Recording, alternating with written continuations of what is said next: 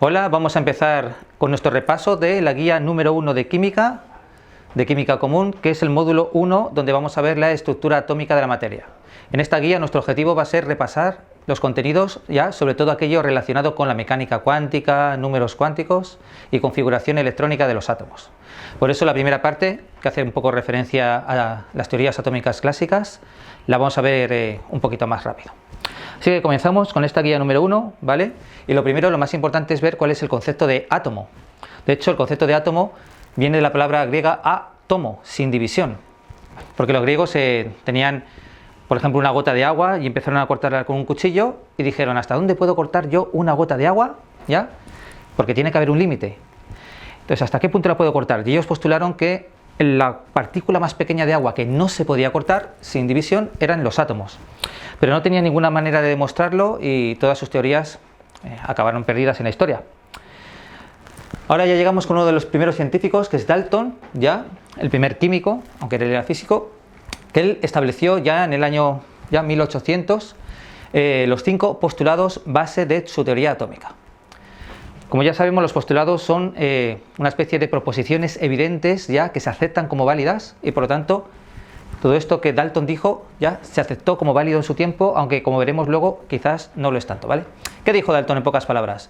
Existen los átomos, son indestructibles, son indivisibles, ¿vale?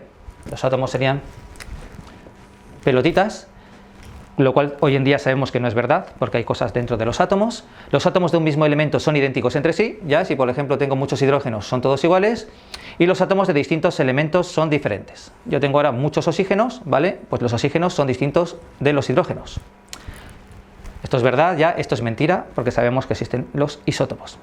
Y luego dos cosas que son totalmente ciertas. Los compuestos químicos son combinaciones de átomos, ya, por ejemplo el agua, que todos sabemos que es H2O, pues eso es un átomo de oxígeno y 2 átomos de hidrógeno, y las reacciones químicas son reorganización de átomos, ¿vale? Cuando se produce una reacción química, lo que ocurre es que los átomos se reorganizan, es como que fueran piezas de Lego, y esas piezas de Lego se pueden unir de muy diversas formas, ¿vale? Entonces cuando rompemos un auto, por ejemplo, de Lego en piececitas y construimos una casa, eso sería una reacción química. Todo esto estaba basado en la experimentación empírica, ¿vale? Dalton podía demostrar la mayoría de estas cosas. ¿De acuerdo? Bueno, aquí podemos resumir en esta foto prácticamente todo lo que ha dicho Dalton, todos sus postulados. Más adelante ya vamos a ver cómo se descubrió que el átomo estaba formado por otras partículas más chicas, lo que se llaman partículas subatómicas. Aquí llega Thomson, ¿de acuerdo?, que empieza a hacer experimentos con esto que es un tubo de rayos catódicos, ¿ya? Fue creado por otro científico llamado William Crookes, pero no viene al caso. En este tubo, básicamente es como un tubo fluorescente de los de las luces, no hay absolutamente nada, le conectan 2 electrodos, el cátodo que es el negativo, el ánodo el positivo, y dentro donde no hay nada, cuando activan la corriente eléctrica aparece un rayo misterioso de color verde. Entonces Thomson se dedicó a ver de qué estaba hecho este rayo, ¿vale? Hizo una serie de experimentos. Por ejemplo, cuando lanzaron el rayo muy lentamente, no es que fuera así, pero para que nos entendamos, vieron que salía de izquierda a derecha y por eso lo llamaron rayo catódico, el que sale de cátodo. Luego colocaron un imán con los polos negativos ya cercanos al rayo y vieron que el rayo era repelido. Por lo tanto, postularon que el rayo estaba hecho de cosas negativas, ¿vale? Y luego hicieron otra serie de experimentos. Colocaron una veleta que daba vueltas, vieron que el rayo hacía sombra, con lo cual Thomson dijo que al final este rayo estaba hecho de partículas muy pequeñas de carga negativa a las que llamó electrones, ¿de acuerdo? Estuvo dándole muchas vueltas a todo esto y él estableció un modelo del átomo, ¿vale? Recordemos que para Dalton era una pelotita, pues para Thomson sí, los átomos son pelotitas, pero positivas, y los electrones van a ser como pasitas negativas que están colocadas dentro de este átomo. Y esto es lo que se llama el modelo de Budín de pasas del átomo. Hoy en día sabemos que el átomo no es así. Luego más adelante se descubrieron otras partículas subatómicas. Por ejemplo, ahora va a venir el Rutherford, que va a descubrir el protón que está en el núcleo de los átomos. ¿Cómo ocurrió todo esto? Rutherford hizo experimentos con la radiación, ¿vale? Ya descubrió que había 3 tipos de radiación. La alfa, que es positiva, la beta, que es negativa, y la gamma, que no tiene ningún tipo de carga, ¿vale? Una de las particularidades de la radiación alfa es que se puede detener con una hoja de papel, con la mano, se detiene muy fácilmente. Entonces, Rutherford planteó un experimento en el cual lo que iban a hacer es disparar estos rayos alfa positivos que se detienen muy fácilmente con la mano a una lámina de oro. Pero no a una lámina de oro cualquiera, sino a una lámina de oro muy fina, ¿vale? Esperaban que las partículas alfa rebotaran con ella, colocaron un detector atrás, pero para su sorpresa sí que había algunas partículas que rebotaban, pero la mayoría atravesaban la lámina de oro, ¿vale? Y la única explicación posible para esto es que los átomos, ya, en realidad fueran puro espacio vacío, ¿vale? Las partículas alfa atravesaban la lámina de oro porque realmente no chocaban con nada, pero sin embargo el oro es oro y el oro tiene una cierta masa, ¿vale? Pues Rutherford dijo que toda esta masa del átomo estaba concentrada en un punto muy pequeño al que llamó núcleo, y dijo que este núcleo estaba formada por partículas positivas llamadas protones, ¿vale? Era obvio que estas partículas tenían que ser positivas porque los alfa, que también eran positivos, eran repelidos por ello, ¿de acuerdo? Si lo hiciéramos a escala, el núcleo de un átomo sería un balón de fútbol, ¿vale? Una pelota, y un electrón sería como un grano de arena a unos 15 kilómetros de distancia. O sea, el átomo es prácticamente ese espacio vacío. Con esto Rutherford elaboró un modelo atómico, que quizás es el que más tenemos asociados nosotros con un átomo, que sería este de acá, donde tenemos un núcleo formado por protones y otras partículas negativas, ya, los electrones alrededor de él. Sin embargo, este modelo tiene un fallo muy grande, y es que si el núcleo es positivo y los electrones son negativos, ¿vale? ¿Por qué no ocurre esto? Que los electrones choquen contra el núcleo.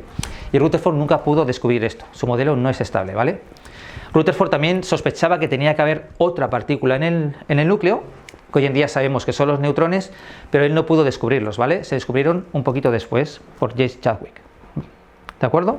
Bueno, estas son como las teorías clásicas del átomo.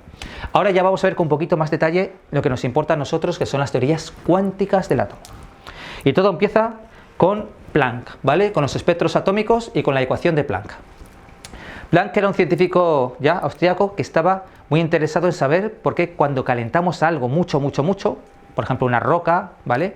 Que al fundirla se convierte en lava, un metal, etcétera, se pone incandescente y emite luz, ¿vale? A nosotros nos parece algo normal, pero Planck quería saber por qué estos objetos cambiaban de color. Y para ello lo que hizo fue estudiar lo que se llaman los espectros atómicos, ¿vale? Nosotros lo vamos a ver con espectros de emisión, que son mucho más fáciles. ¿Qué quiere decir todo esto? Aquí una especie de recipiente, se coloca una sustancia, la cual se calienta hasta que se pone incandescente y por lo tanto va a emitir luz, ¿vale? Si aquí tenemos una pared, algo que impide que la luz salga y le hacemos una ranura, una rendija, toda la luz va a salir por ahí y esta luz la hacemos pasar por un prisma, ¿de acuerdo? Este prisma lo que hace es descomponer la luz en otras frecuencias, ¿vale? Eso lo podrán ver en física. Bueno, entonces con este rayo de luz pasa por el prisma, aparecen como otros colores, ¿ya? Cada uno de estos colores se proyecta en una pantalla y aparecen una serie de rayas de colores ubicadas a ciertas distancias. Ya esto sería un espectro de líneas de emisión. Un espectro de emisión. ¿Qué es lo que dijo Planck? ¿Cómo explicó todo esto? Básicamente, ya, él dijo que esta luz que nosotros veíamos aquí, en realidad no era solo una luz, sino que eran todos estos colores mezclados, ¿ya? Y cada uno de estos colores, él dijo que correspondían a saltos de electrones, ¿vale? Su teoría en realidad es muy complicada, pero voy a intentar hacerlo lo más fácil que se pueda. Básicamente, estableció una fórmula que relaciona el valor de la energía con la frecuencia, ¿vale? La frecuencia es una propiedad de las ondas que está relacionada con el color. O sea que básicamente relacionó frecuencia, color con energía, ¿vale? Energía y color. Entonces él dijo que cada uno de estos colores se corresponde con una energía. ¿Y esta energía de dónde viene? Con saltos de electrones. Los electrones van a saltar, ya veremos luego a dónde, a ciertos lugares, y cuando regresan al principio, botan esa energía del salto en forma de luz. Y, por lo tanto, cada una de estas rayas se corresponde con un salto de electrón, ¿vale? En realidad es más complicado que eso. Bueno, y él dijo que esta energía ya... Estas radiaciones están formadas por paquetes básicos que llamó cuantos. Esto no hace falta que lo entiendan, pero simplemente que esto de los cuantos, de ahí viene la palabra cuántica, ¿vale? Bueno, ¿de dónde saltan los electrones y a dónde saltan? Eso lo explicó posteriormente Bohr, ¿vale? Bohr estableció lo siguiente. Sí, ¿vale? Tenemos el átomo, que es prácticamente espacio vacío, efectivamente tenemos un núcleo dentro con protones y neutrones, pero los electrones no están todos a la misma distancia del núcleo, sino que están ubicados en lo que él llamó órbitas, ¿vale? O niveles de energía. Aquí tenemos la órbita número 1, la órbita número 2, órbita número 3, número 4 y así sucesivamente, de tal manera que no puede haber electrones ubicados en posiciones intermedias. O están aquí, o están aquí, o están aquí, ¿vale?